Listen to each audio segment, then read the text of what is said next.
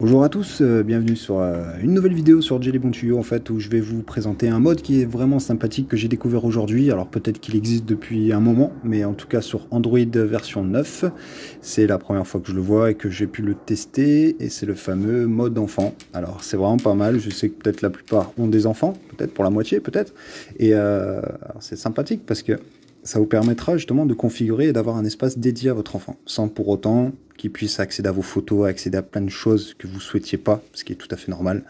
Et donc pour l'activer, c'est assez simple. Vous faites baisser les notifications qu'il y a tout en haut, et vous accédez à l'espace enfant qui est ici.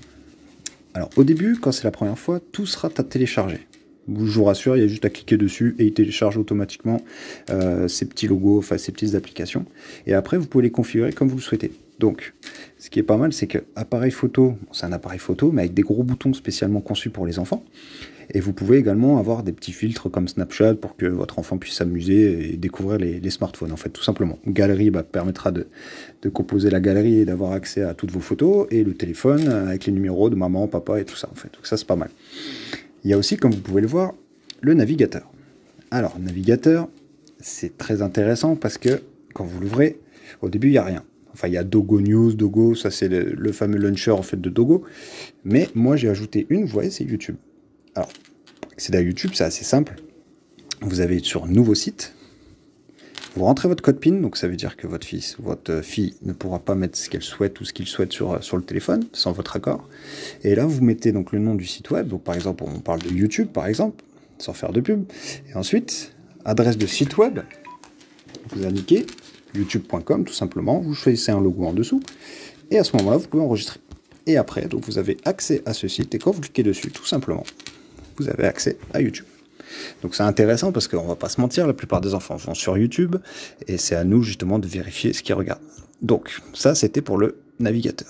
Bien sûr après vous pouvez mettre Google, vous pouvez mettre ce que vous voulez. Tant que vous avez l'adresse du site, c'est le plus important parce que sans cette adresse de site vous ne pourrez rien faire. Mais bon, l'adresse, l'URL c'est assez simple à choper, vous allez sur votre PC puis vous voyez l'adresse qui est notée sur votre navigateur. Ensuite, donc, on a vu ça, vous avez la voix magique, ça permet de transformer la voix et tout ça. Mais le plus intéressant, c'est que vous pouvez contrôler et activer ce que vous souhaitez. Donc, en haut à droite, vous allez sur le contrôle parental, vous mettez votre code, encore une fois c'est bloqué, donc ça c'est pas mal.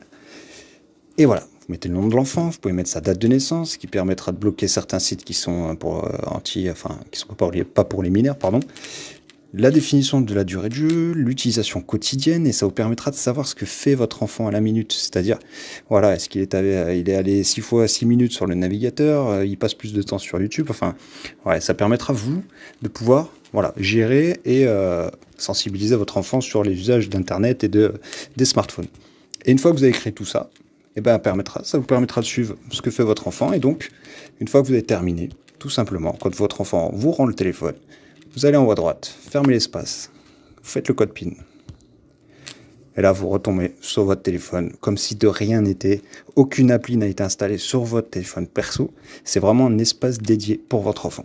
Voilà, je tenais à vous en informer parce que c'est vraiment une bombe, en fait, ce petit truc. Et c'est une fonctionnalité qui est vraiment sympathique. Et en parlant de ce téléphone également, le A40 est vraiment un téléphone terrible pour son prix, qui est de 200 € net. Alors je fais pas de pub pour Samsung, hein, je l'ai acheté moi-même directement et je compte en faire part à toute ma famille parce qu'effectivement ça, pour le prix, c'est vraiment un bon téléphone. Il y a 64 Go de mémoire dedans, donc stockage vraiment top, pas besoin de mettre une carte SD et ce mode enfant est vraiment génial. Voilà.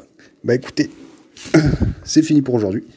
Je vous donne rendez-vous pour une prochaine vidéo où je vais peut-être découvrir autre chose ou autre et je vous en fais part dès que c'est possible. Si vous avez des questions ou quoi, n'hésitez pas à commenter comme d'habitude sur les vidéos, je réponds assez vite. Merci, au revoir.